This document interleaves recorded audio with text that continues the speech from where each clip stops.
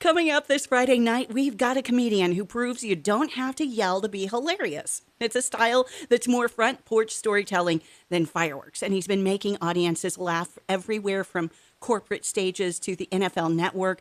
You've heard his writing on ESPN and seen him on DryBar Comedy, and now he's bringing that laid-back, laugh-out-loud humor to Main Street Music Hall this Friday at 8. Joining me now is comedian Chad Thornsberry. Chad, thanks for being here.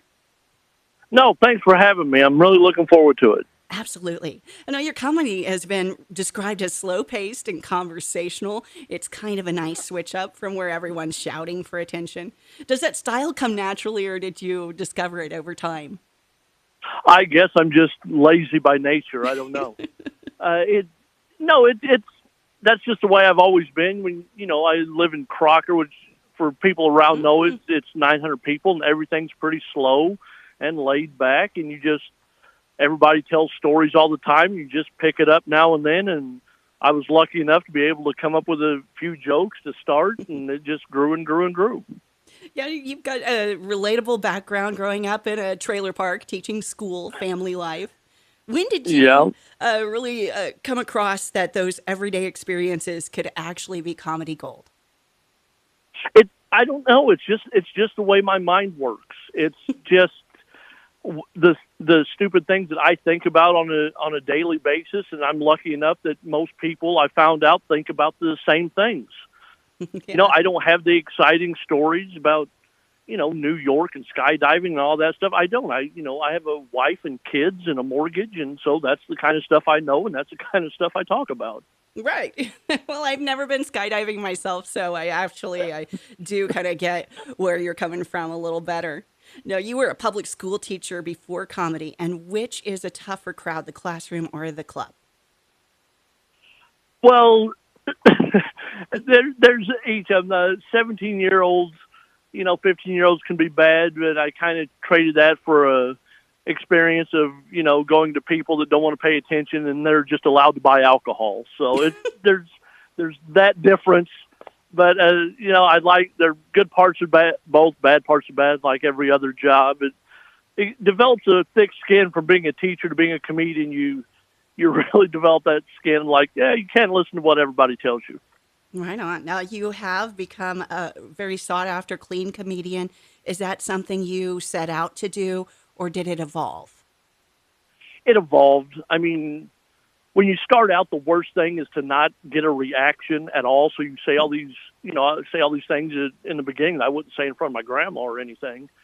And, you get some kind of reaction. But then, no, like I said, that's just the way my mind works about those things. And a lot of people, especially now, are searching for that. And luckily enough, I've been doing it for long enough that way, and it kind of fell together for me. It's really nice.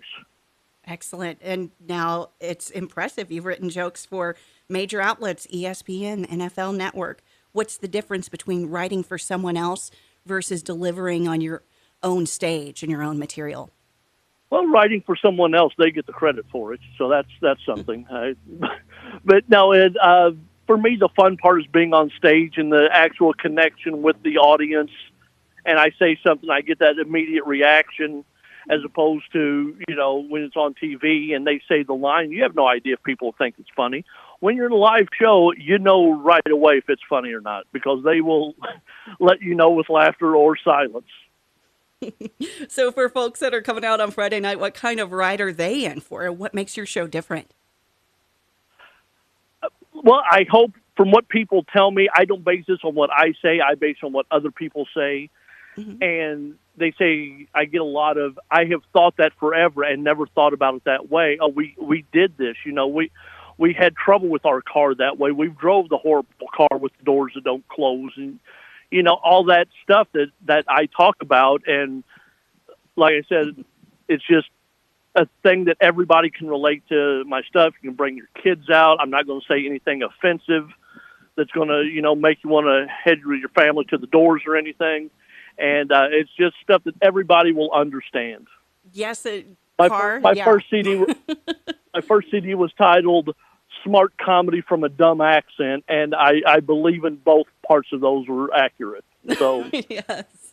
Yeah, the car thing's very relatable. I just got the Hyundai to pass inspection with no hood, but that's for the 16-year-old. So See, that's a small town thing right there. I yeah. had a guy pass mine one time at his house from his porch because he didn't want to come out of the rain. He said, honk the horn. And I honked. He's like, okay, sounds good. Come inside. We'll do the paperwork.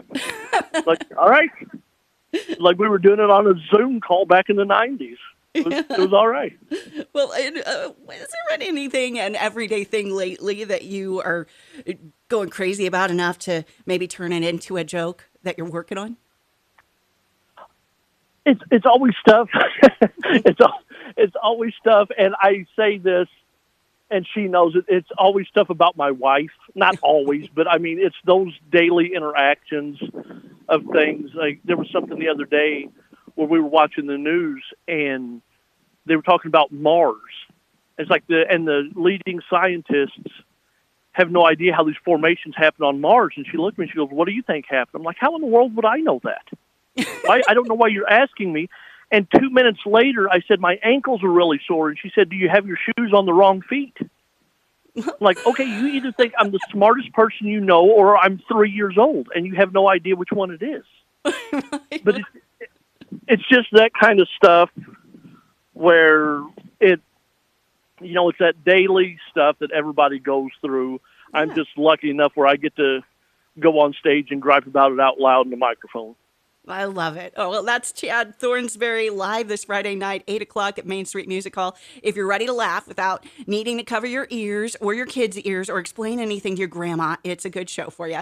Tickets starting at $20.75, and you can grab yours now at chadthornsberry.com. Don't wait. Good seats and good laughs tend to disappear fast. Thank you so much, Chad, for joining me today. Thanks for having me, and come on out, everybody. We are going to have a great, great time. It'll be great, and I get to sleep in my own bed that night, and that generally doesn't happen when you live in Crocker, so it'll be a really fun time.